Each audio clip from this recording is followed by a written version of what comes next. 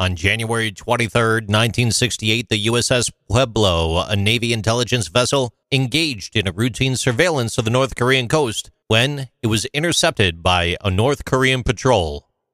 The ship was built as a general-purpose supply vessel for Army Transportation Corps, and it was named FP-344. She was launched April 16, 1944, and was delivered to the U.S. Army on July 5th that same year. She was named FS-344 and was reclassified as a freight supply vessel until 1954, at which time she was taken out of service. The Navy picked up the ship on April 12, 1966, and she was renamed USS Pueblo and was classified a light cargo ship and later a specialized intelligence ship.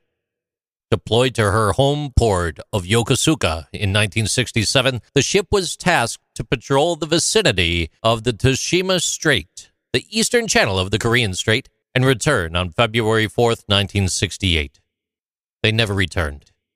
At about 12:20 on January 23, 1968, the USS Pueblo was confronted by 3 North Korean torpedo boats.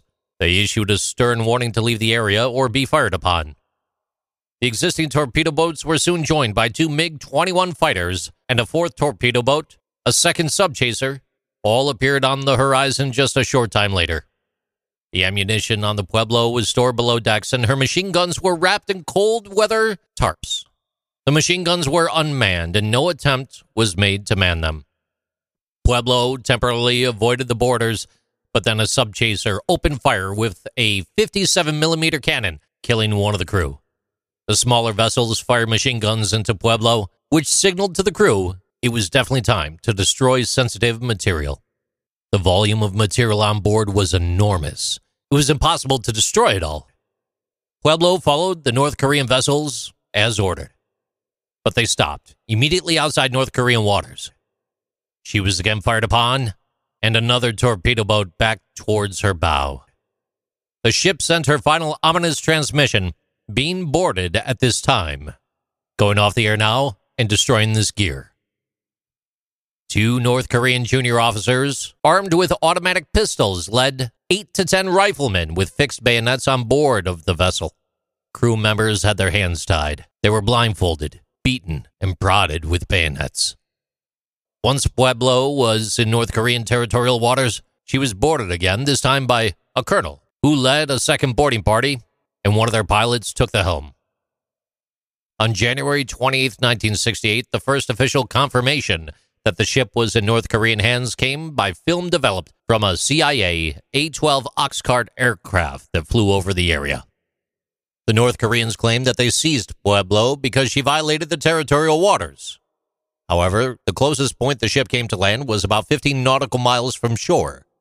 International standard at the time was a limit of 12 nautical miles, while North Korea claimed that it was 50. The 82 Pueblo survivors endured nearly a year of captivity and cruel treatment, with no help in sight.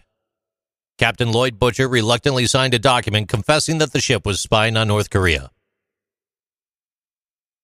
With this propaganda victory in hand, on December 23, 1968, the North Koreans released the prisoners and also returned the body of 1 crewman who died in captivity.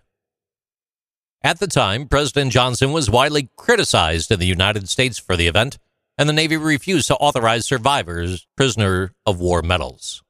The Navy did, however, award the crew the medals during ceremonies in San Diego, California on May 5, 1990. Everyone received the National Defense Medal, and a number of them received the Navy Commendation Medal, the Navy Achievement Medal, and a special citation noting that they withstood the continual harassments of beatings, threats, personal indignities, and malicious propaganda, while successfully resisting all attempts by the North Koreans to use them in causes detrimental to the United States. In 2018, discussions between U.S. President Donald Trump and North Korean Supreme Leader Kim Jong-un repaired relations between the countries. There was hope the situation would finally be resolved. However, the ever-changing landscape of U.S. politics may have delayed such further discussions as of 2020.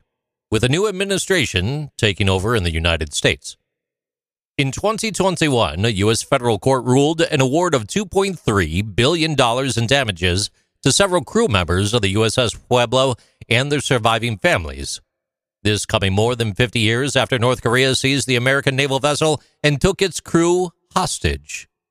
The award is among the largest sums ever handed out in such a case. The North Koreans retained the USS Pueblo till today, moored alongside the Taedong River in Pyongyang. It's the only ship of the U.S. Navy currently being held captive and is now used as a North Korean war museum. These are interesting things with JC.